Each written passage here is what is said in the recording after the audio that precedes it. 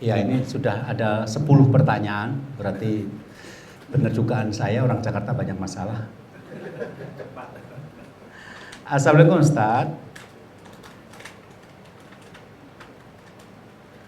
Apa yang harus saya lakukan saat ini? Orang tua tinggal satu, ayah saya 75 tahun, sendirian. Saat ini lagi sakit. Saya sebagai anak laki satu-satunya ingin berbakti menemani beliau, tinggal bersama dengan anak istri. Bisa ikut juga merawat ayah saya, tapi istri saya belum mau diajak pindah. Gini Bapak,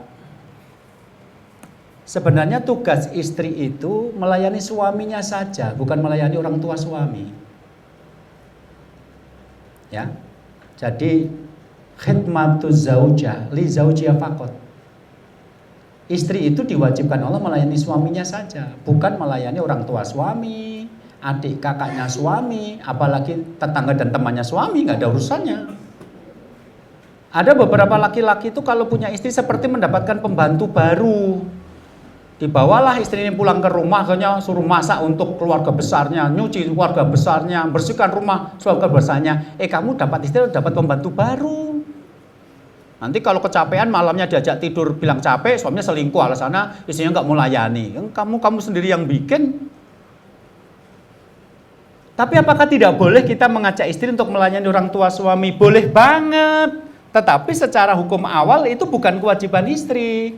Maka kalau suami ingin istri melayani orang tuanya, suami harus merayu istri sebagai tatawu'an 'alaiha wa tahabuban minhu.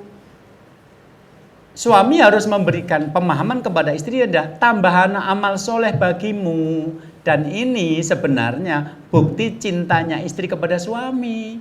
Maka konteksnya adalah istri menjalani perintah suami.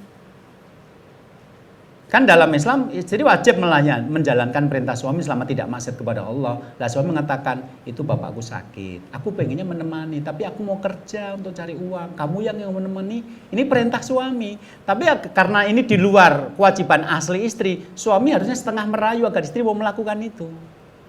Nah, salah satunya adalah dengan konsep al-jaza' min jinsil amal. Balasan itu akan sebanding dengan usahamu, amalmu. Jadi kamu sekarang merawat bapakku, itu sebenarnya kamu sedang menciptakan pohon kebaikan. Jadi suatu saat nanti kamu jadi mertua, anakmu menikah. Siapa tahu menantumu nanti juga nggak suka melayani kamu. Tapi karena kamu sekarang melayani bapakku, itu yang menjadikan sebab menantumu nanti mau merawat kamu. Lakukan ini sebagai cara kamu untuk menciptakan siklus kebaikan itu. Karena kamu menanam kebaikan, maka kamu akan menanam kebaikan.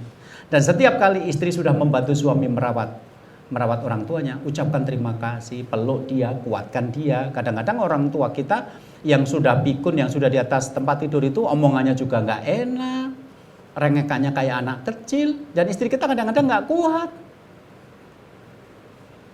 Nah, diberi motivasi. Nah, ketika ini yang terjadi, maka suami istri saling membutuhkan. Suami membutuhkan bantuan istri agar bisa merawat bapaknya karena dia sibuk untuk mencari nafkah. Kalau nanti dia merawat bapak dan menemani bapak, terus tiba-tiba nafkahnya nggak ada, makan pakai apa?